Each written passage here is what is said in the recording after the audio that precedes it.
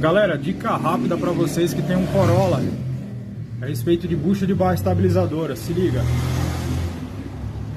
Vê se vai pegar aqui. Dá para ver a folga na bucha?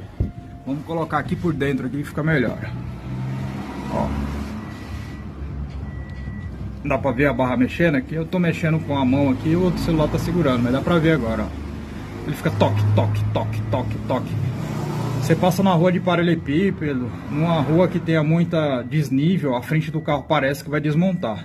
Manda dar uma olhada nas buchas da barra estabilizadora, que pode ser isso, e as bieletas. Esse caso aqui que a gente pegou é só o kit da barra estabilizadora, beleza?